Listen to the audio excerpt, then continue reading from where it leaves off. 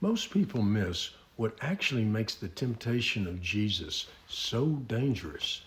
Satan didn't show up with rage. He didn't attack. He didn't intimidate. He sympathized. After 40 days of fasting, hunger, isolation, and weakness, the enemy didn't come to him and say, "Reject God." He said, "Why should you have to suffer like this?" He framed temptation as concern, as wisdom, as compassion. Surely God wouldn't want you to endure this. Surely there's another way. Surely obedience doesn't have to hurt. That's the danger. Satan didn't look like an enemy. He sounded like a counselor, a friend. He wrapped rebellion in empathy. He offered relief instead of resistance, comfort instead of the cross. And then it gets even more unsettling. In Matthew chapter 4, Satan takes Jesus to the pinnacle of the temple and quotes scripture to him. Psalm 91 says, "God will protect you. God won't let you fall. Prove you are who you say you are. Force his hand." And Jesus responds with scripture in context. "You shall not put the Lord your God to test." Because scripture can be used to justify disobedience just as easily as it can guide obedience. And this is exactly the tactic that is still being used today. God understands your pain. God wouldn't want you to be uncomfortable. God just wants you to be happy. You've been through enough.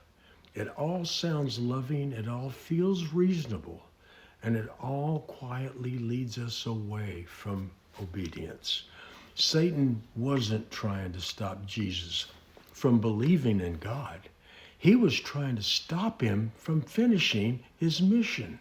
A crown without suffering, authority without sacrifice, salvation without blood. Jesus didn't rebuke Satan for being cruel. He rebuked him for being deceptive. Because the enemy's greatest weapon has never been violence. It's been compassion without truth, deceptive. And that exposes something very uncomfortable about modern Christianity. We've created a faith where discomfort is called harm, conviction is labeled abuse, and obedience is optional if it costs too much emotionally. We call it love. We call it healing. We call it growth. But Jesus called it temptation. The cross wasn't forced on Jesus. It was offered. And he chose obedience over relief for you and me.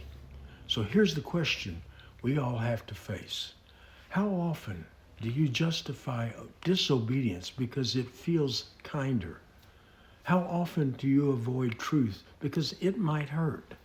How often do you assume God's will must always feel safe? Because Satan's most convincing lie has never been, God isn't real. It's this, God wouldn't ask that of you. And Jesus proved that lie wrong right there on the edge of the cliff. Call Dan Cross for counseling appointments at 918-844-4148 and get my books on Amazon, Fully Christ, Thorn in My Flesh, and Rewired for Joy by Dan Cross.